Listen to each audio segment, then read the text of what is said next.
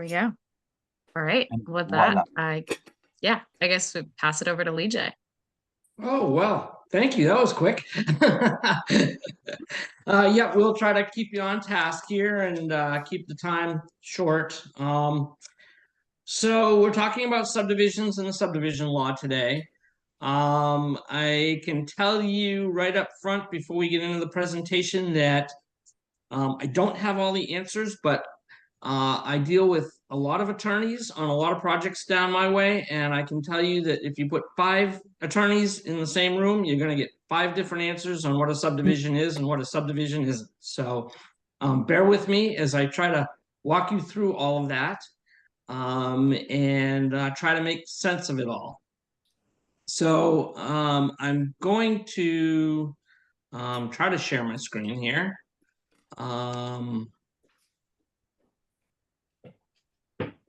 Here we go. Have you got that, Avery? I got it. Yeah. Okay, great. So now all I want to do is find my little button for my slideshow. Yeah, there we go. Okay. So I am again Lee J. Feldman, Director of Planning for Southern Maine Planning and Development Commission. So let's start with what, in the beginning. This is a great AICP question for all of you Maine planners. The subdivision law was created by the legislature due to this large land split that you see on my right at Lake Arrowhead in Waterboro, which is in my district, and Limerick.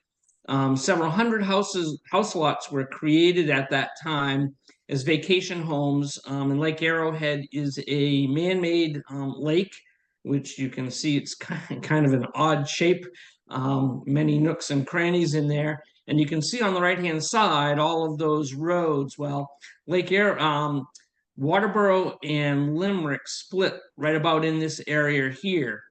And all of them were created by this development group from out of state that came in the late 1960s and said, this is great, let's build a lake and let's create all this residential development.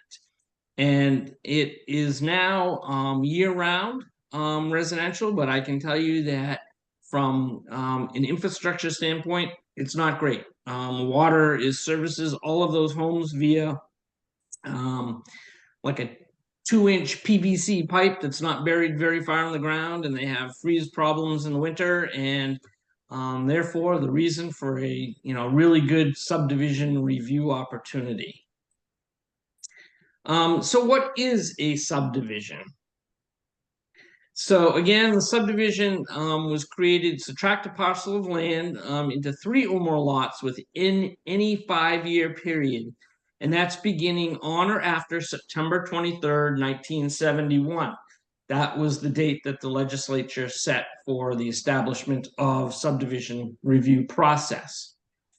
It also includes the division of structure into 3 or more dwelling units, the construction or placement of 3 or more dwelling units, and the division of an existing structure used for commercial or industrial uses into 3 or more dwelling units.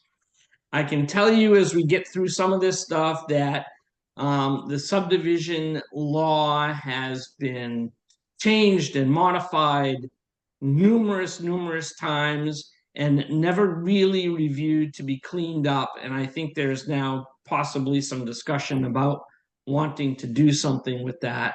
And you'll see this along the way today. So here we have an originally undeveloped parcel of land, and as we said, a subdivision is 3 or more lots or parcels. So that is a typical 3-lot split. Also, 3 units of apartments, construction or placement of 3 or more dwelling units in the town considers, and if the town considers site plan review or a conditional use process, you can categorize apartment complexes as a special exception, site plan review or conditional use. It does not have to be a subdivision review, provided your regulations are as stringent as the subdivision law is. An industrial factory or an old vacant building being being considered for a residential development or apartment complex. 20 apartments, 10 apartments, 3 apartments or more. That too is a subdivision. So what is not considered a subdivision? And here's where it starts to get a little cranky with folks, because there's a number of exemptions that do not qualify lot splits or 3 lots or more into a subdivision. So I can't see the top one. Let me go to my cheat sheets. So a subdivision is, look at that, I got cheat sheets and I aren't even using. A division accomplished by devise, a will or testament. So if you have something in your will, and the courts accept that, and it says I'm going to give 3 lots to Jane Doe, Jim Doe, and Steve whoever, then that is not a subdivision. A division accomplished by condemnation is not a subdivision. A division accomplished by the order of the court. So that can get a little tricky, because I have seen in some cases where folks get a divorce, and they say, I'm giving, a parcel or parcels of land to my ex-wife, to my family members, whoever it may be. If the courts agree to that as part of the divorce decree, then it is not a subdivision. A division accomplished by a gift to a person related to the donor. This is the most commonly used way for folks to get around the subdivision law, legally, but also illegally. And I'll talk about that in a second. But you need to really read the law, because everybody goes, oh yeah, well, I'm going to give a parcel to my second cousin, and to my third cousin removed 5 times or whatever. But it's not. It's only to a spouse, a parent, a grandparent, brother, sister, child, or grandchild related by blood, marriage, or adoption. The donor has had the property for 5 years prior to a gift, and if the gift is sold within 5 years to an unrelated person, then it's no longer exempt. And we have in southern Maine a land baron who will remain unnamed, but he works in a number of our towns, and he goes around and he deeds a parcel to his wife, a parcel to his son, a parcel to his daughter, another parcel to his wife, which is not attached to the other parcel that she has, a parcel for himself, and then open space that he's going to remain with some corporation that he has. That is a subdivision, and the reason I say that is because there is a little piece in the law that talks about if you're trying to get around the subdivision law, then you can call it in as a subdivision. And we have used that a couple of times with this one land baron.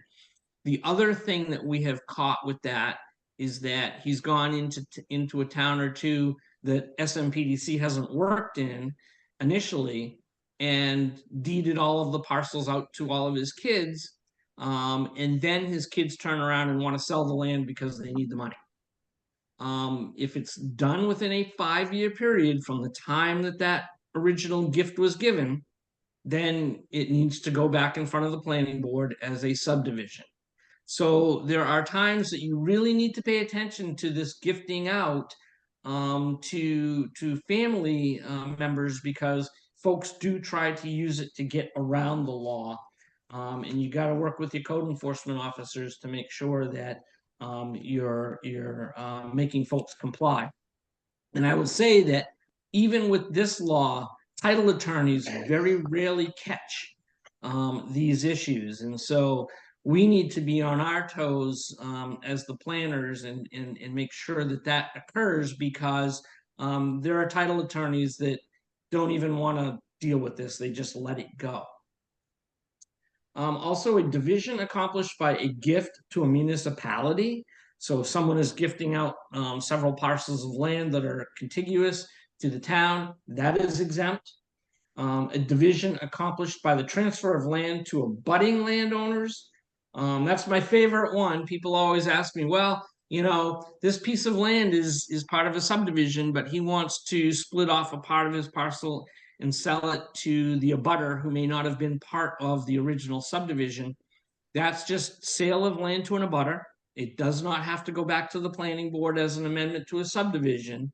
But you want to watch those because sometimes they do try to manipulate the system in order to accomplish something that really is part of a subdivision, and try to use it's sale of land to an abutter. Maybe not. An out sale lot accomplished before the subdivision. However, the lot must be considered as part of the subdivision review. So that's an interesting one. Someone may split off a parcel and then come in a year or two later and want to do a subdivision on the remaining land.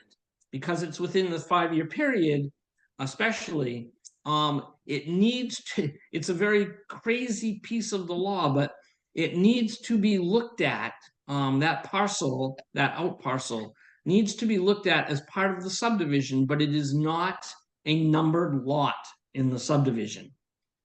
So I'm not really sure what you're looking at because you're also not going to really consider the impacts that lot is creating as part of the development, but it needs to be considered as part of the subdivision. So moving right along here. Leased dwelling units are not subject to subdivision review if the municipal reviewing authority has determined that other review exists that is at least as stringent. Again, that would be site plan or other processes that you may have. A municipality may expand the definition of a subdivision to include commercial or industrial uses. So again, remember under Maine Home Rule, the base law is the base, but you can make it more restrictive. I know a couple of towns, none in our district, but I've seen them elsewhere, where 2 lots is a subdivision in a community. So you want to be aware of that, and I'm not sure you really want to bring all of these 2-lot splits to a planning board, but there are some older towns that have done that in the past. The grant of a bona fide security interest in the entire lot that has been exempt from subdivision review does not create a lot for the purposes of subdivision. I've never seen this used. I've never come across it, but I'm assuming, as we know the way Maine law goes, it was created or put into the subdivision law because someone had a friend that needed to use that to exempt themselves from subdivision.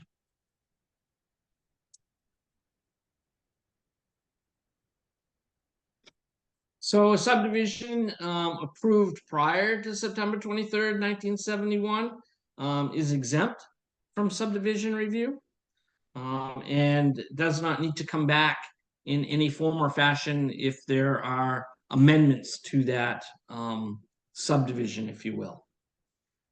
Subdivisions in actual existence on September 23rd, 1971, again, did not require approval under the law. So if you were going to split your lot on that day back then, that would also be considered prior to the subdivision law.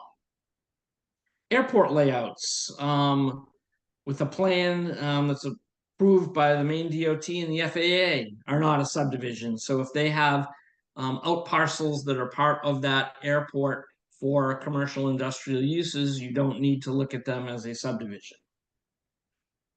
And then a subdivision is also exempt if it's in violation of this law, but it's been in existence for over 20 years. So if there's, again, a subdivision that for whatever reason was created or found to have been created more than 20 years ago, it's exempt from any further review.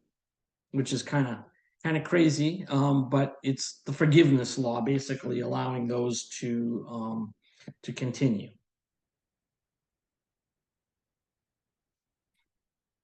So subdivision law exists to help maintain their communities. Subdivision has been enjoined or forbid by legal action. Subdivisions was denied, and a denial was recorded in the registry of deeds. A lot owner was denied a building permit because a subdivision was in violation of law, and such denial was recorded in the registry. Subdivision has been the subject of an enforcement action or order, and said action or order was recorded in the registry of deeds. Some but not all options for a landowner who is land rich and cash poor that exists.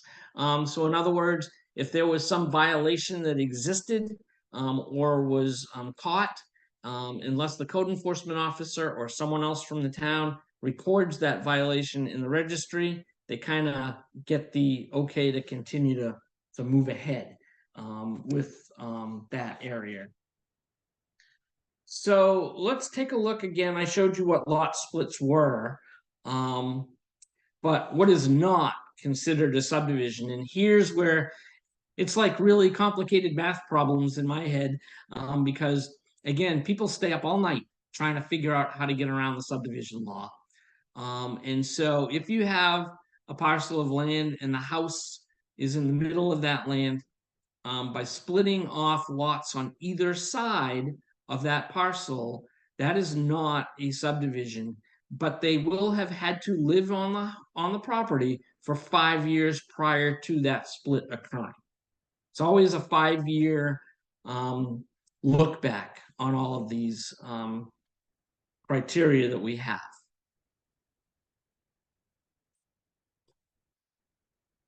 So a parcel subdivided in 1970 doesn't count towards a lot split.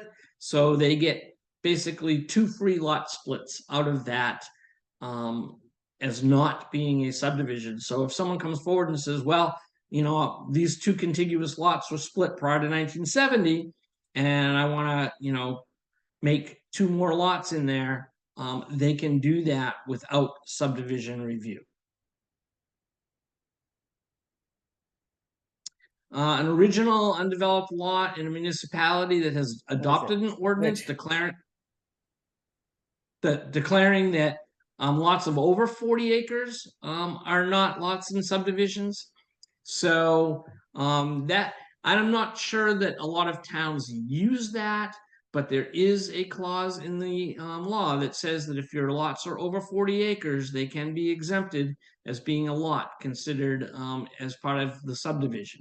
So if someone wants to split off some larger lots and continue to keep the land larger than a 40-acre parcel, you can get 3 lots out of it and not have a subdivision. Permanent existing dwelling structures legally existing prior to September 23rd, 1971, which was again the adoption of the law. You can split those 3 if they're on the same parcel, and it's not a subdivision.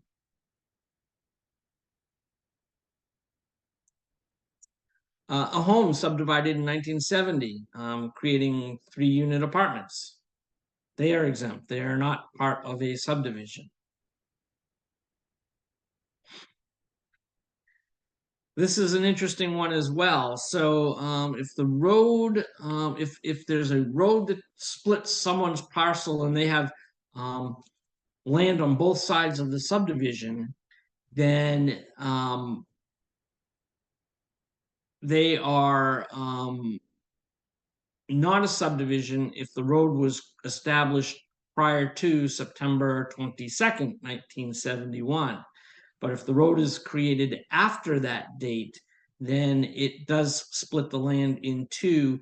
And if they're doing a subdivision that covers both sides of the road, then they would be looked at as 2 separate subdivision developments.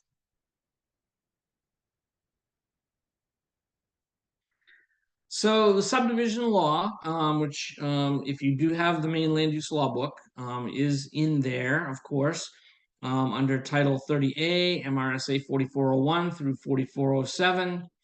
And it clearly states that before you create a subdivision, you must submit an application to the municipal reviewing authority, demonstrating that your proposed subdivision meets all of the criteria as set out in the law.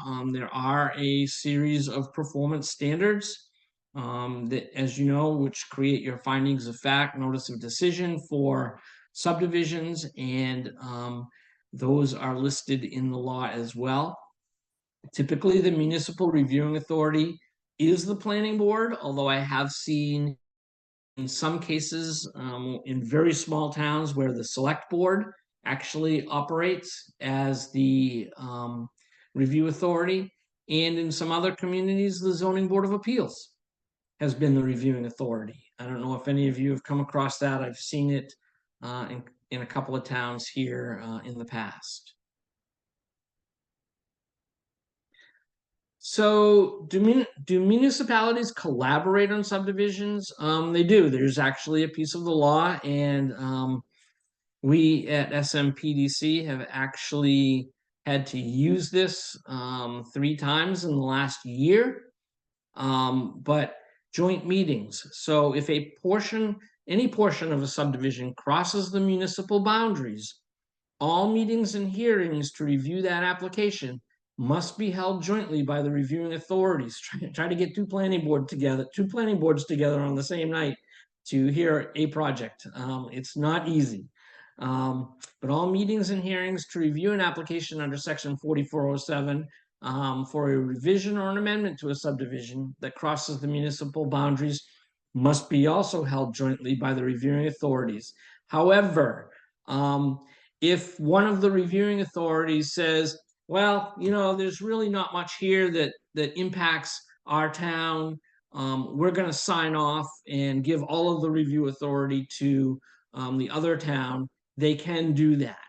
But they can't come back and go, oh, wait a minute, we've got some issues here, because they've already signed off on giving the authority to the other planning board. So if there's ever a need for you to do this, really encourage them to make sure that they know what they're giving up if they give all of the authority back to one of the other towns. Here's just a quick list, and again, they're in the land use law book. They're everywhere under the land use subdivision law. But these are the findings that need to be made for each and every subdivision. One of the ones that is most recently been added, I want to say probably within the last 10 years, is the compliance with timber harvesting standards.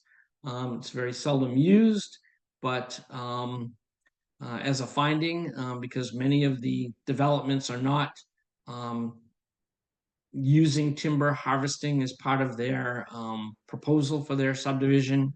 But be aware that that does exist in there, and there are standards within that finding that they talk about for harvesting of timber harvesting.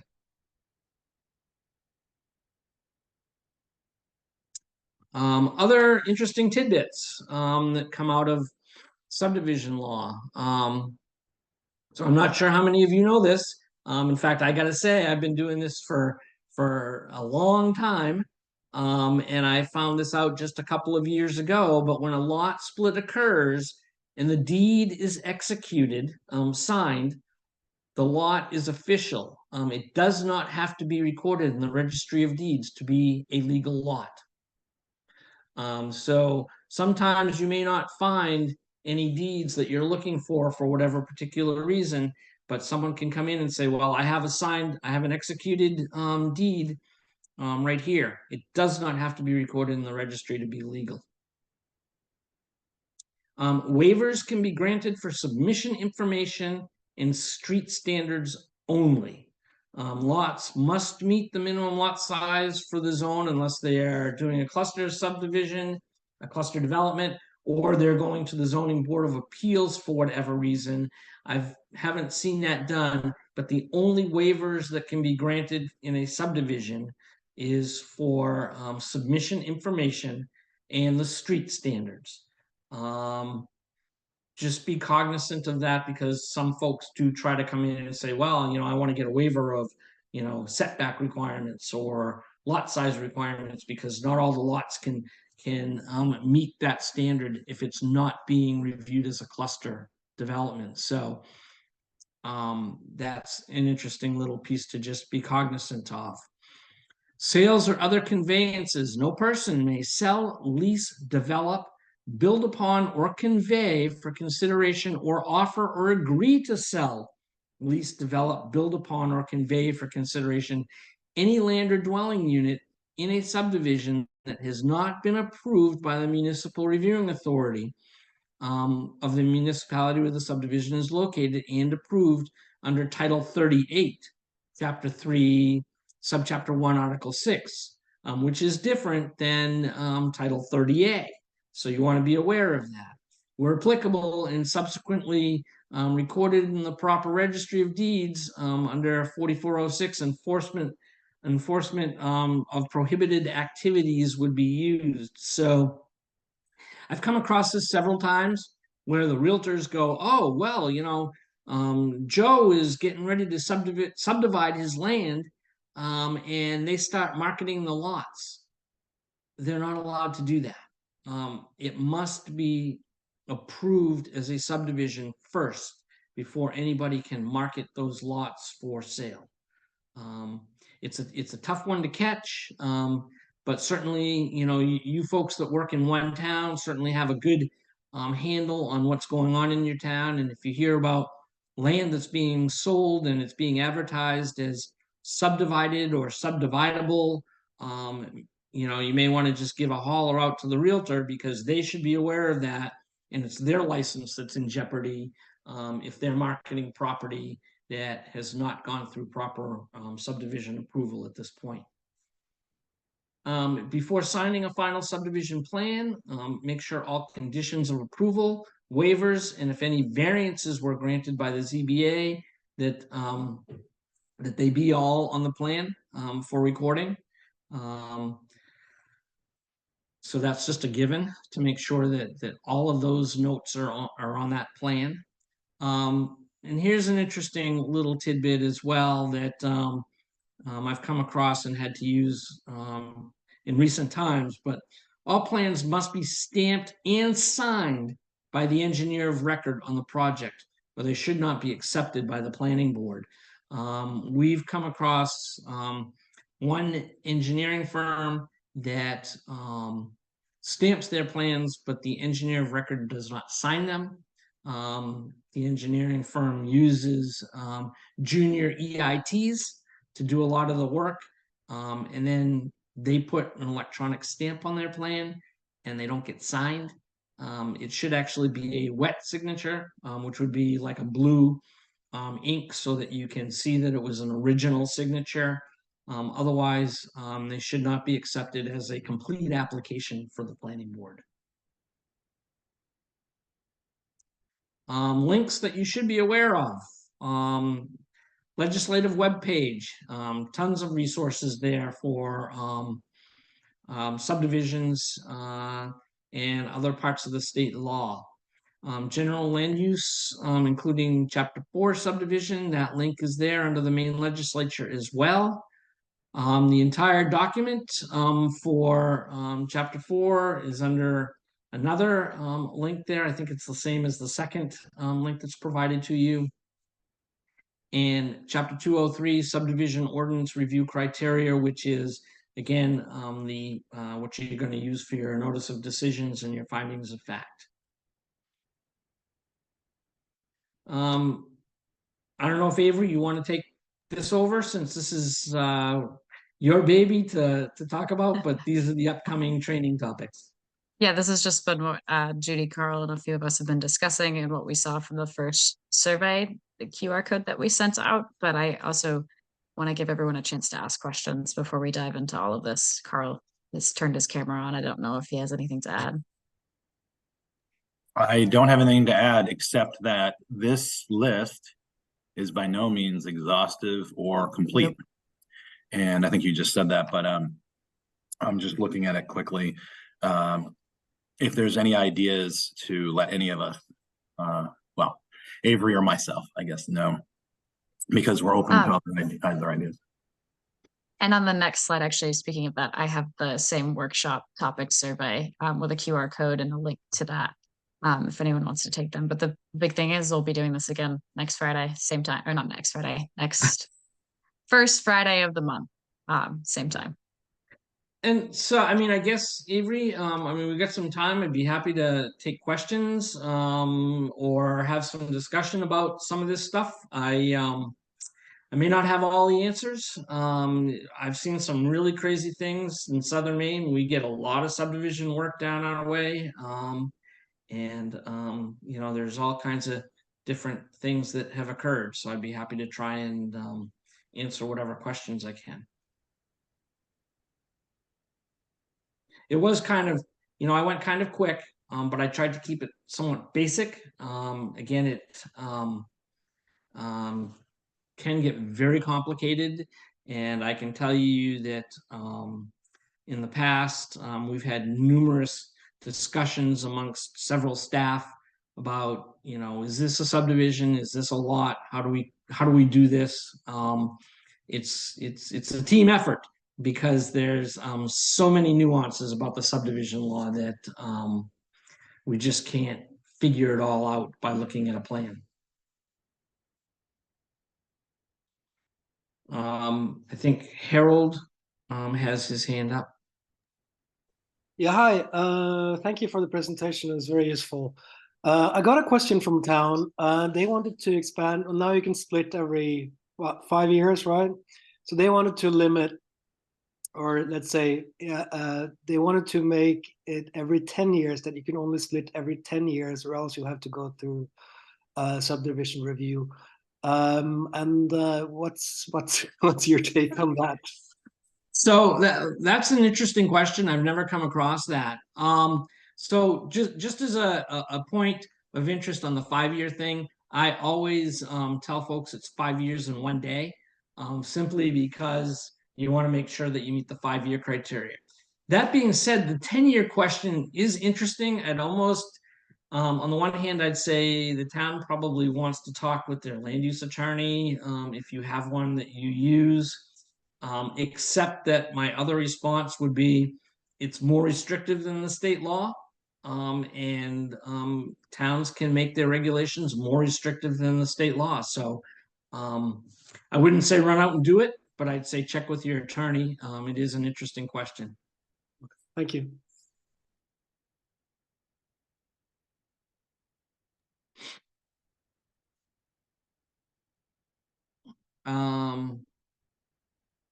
You get a question in the chat here. Yeah, I'm looking at it right now from one from Stacy. Thanks for the training. Case studies of some of those more interesting subdivisions would be interesting to hear about as a follow-up training. Certainly in the future, Avery, if you want to do that, we could probably put something together to talk about specific case studies. Absolutely. And I think I saw another one too that came in from Christian Rodman. Yep. Have a sense of what potential updates to the subdivision law might be on the table. That's a great question, Christian. I have not tracked the actual subdivision law, if there are any updates coming.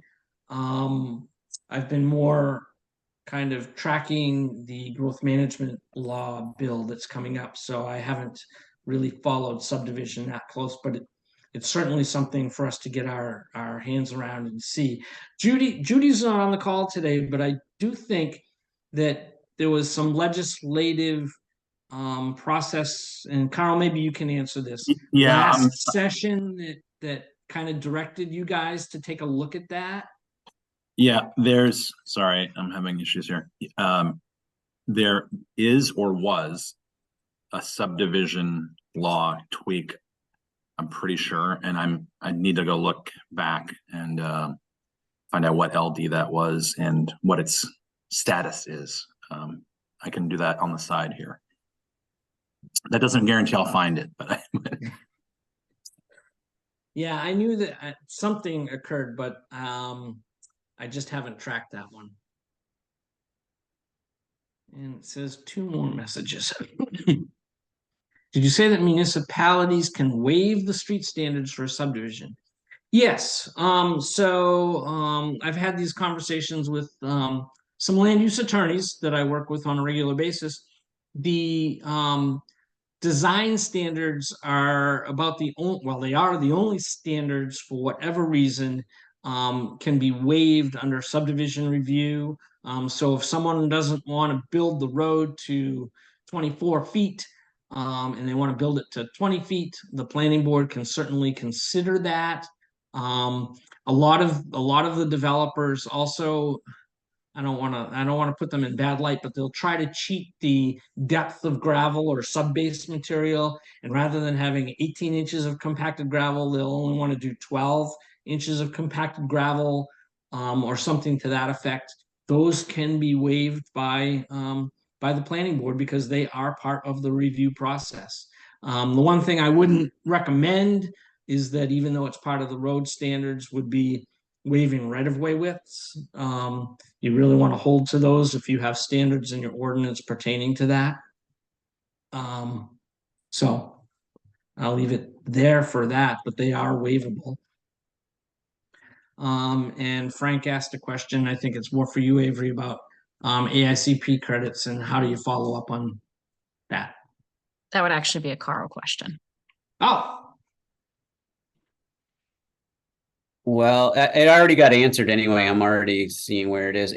Aaron took care of it. Thank you very much, Aaron. Thank you guys too. By the way, I know you're reading questions, but Lee J, you covered a bunch of stuff that I've seen and was the family, the like gifting, and then the house in the middle. And I mean, I'm working with the town of Minot now, and they've got people doing that to them all the time with the like, oh, they've got a particular guy who's like always doing the same thing. Yeah, I'm gifting this one, but the middle one is, but this one I'm keeping, and it's so it's very timely and obviously something that happens a lot. So thank you.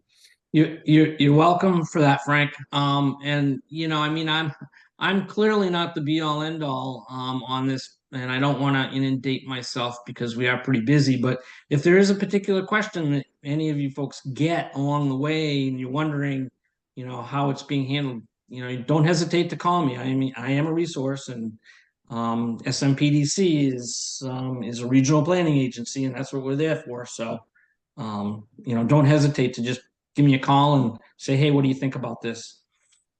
So Zach Powell asked, with LD 2003, have there been statewide discussions on changing the threshold for numbers of units created as a threshold for subdivision law?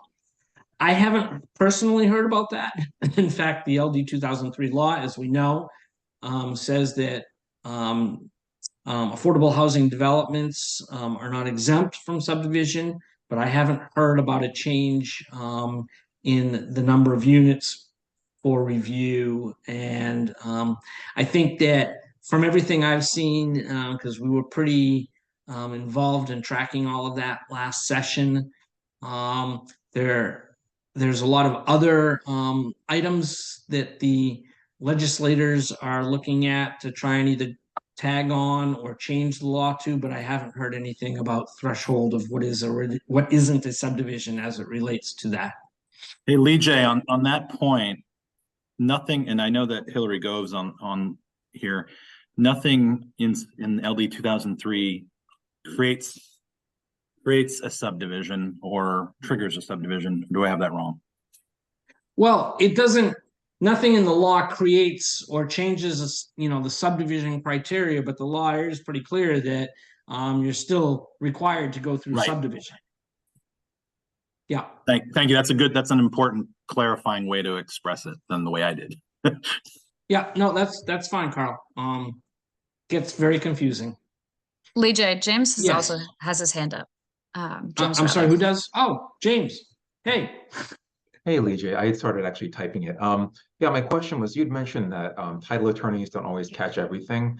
I guess my Yeah. question is, those illegal subdivisions out there, that what's done about those, and how can a particular community compel an applicant to fix any past misdeeds?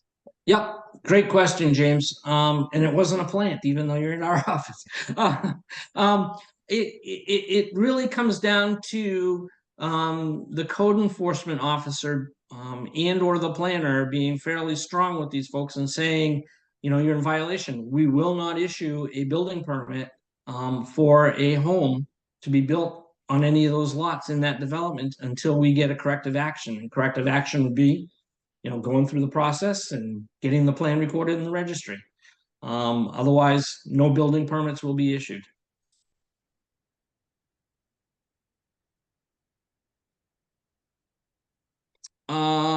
LD 1787.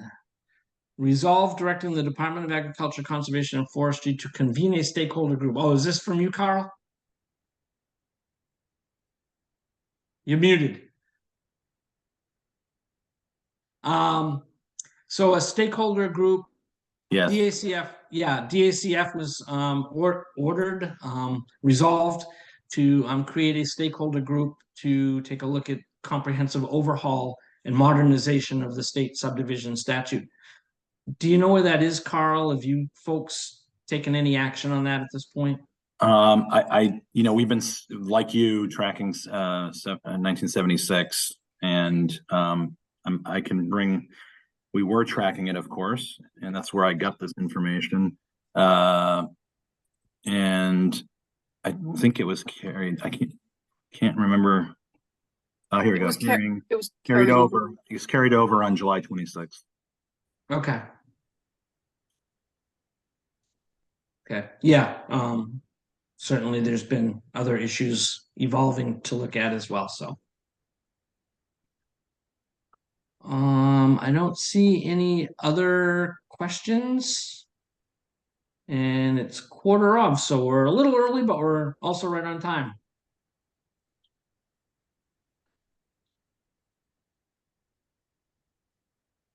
Yes, anything else from anyone? I'm good. Again, you know, if people do have questions, they can certainly either email me or get a hold of me through the SMPDC website. Oh, someone just brought in a new. Oh, thank you. All right, you're very welcome.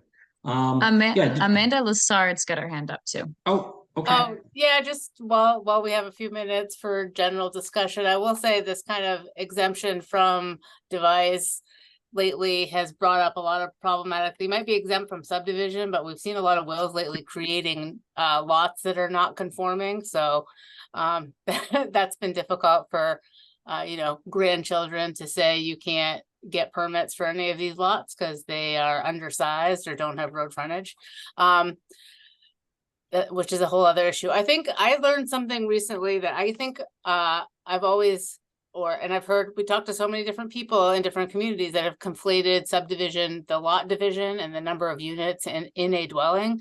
So I think there's been a number of subdivisions that were approved over time here that were, you know, one land division and then a duplex on one property. And until recently, when, you know, the debating legal opinions, kind of our attorney eventually said, no, that's not a subdivision. It's not 3 land divisions and it's not 3 units in one dwelling. And so I think, especially with LD 2003 and the opportunity for additional duplexes, we're going to see more kind of a land split and a duplex, and it's just going to be difficult to track over time. So something to be aware of. Yeah, no, that's a really good point, Amanda. I mean, things are going to evolve, not what is or what isn't a subdivision, but the other thing that I've really been thinking about and trying to figure out how to address is with a subdivision, because of the 2-unit to 4-unit piece in LD 2003, you got to watch your lot sizes that are coming in subdivisions, because if you have a 1-acre zone and someone comes in with 2-acre lots, you know, are you going to immediately need to review that development with the impact of 2 residential units on every parcel, because that will negatively impact the stormwater review and that will impact the traffic review. And so that's, you know, an interesting thing to consider, is how do we review subdivisions in the future from that standpoint on LD 2003, because a lot of additional impacts may be coming. All I wanted to say, sorry, Avery, I don't know where my hand raiser feature is, but I learned about this again as a new Maine planner. I learned about this subdivision by buildings from the fire code, right? So regardless of what your land use ordinance says, that the fire code says more than 3 units on a parcel is a subdivision, and they review it and they treat it as a subdivision, which usually, based in my experience, means now you're putting in sprinklers. Yeah, interesting, Frank. Thanks for that. I haven't come across that yet with any of the towns that I work with on fire guys. A lot of times what I'm finding is that the fire departments are, at least down our way, are volunteer. You know, we're not working in Saco or Biddeford. We're working out in the hinterlands, and a lot of them are volunteer and haven't even been asked to review projects. So we're not getting a lot of feedback from those folks, but that is an interesting point.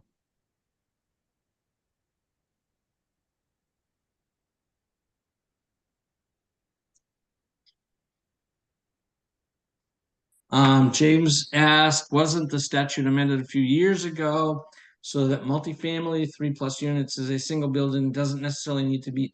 Yes, I think I mentioned that early on, James, that if you have a excuse me, conditional use review as a multifamily unit, or a site plan review, so that in the use categories, multifamilies are considered conditional use, for example, then you can use that process rather than subdivision if your ordinances are set up that way. Yep.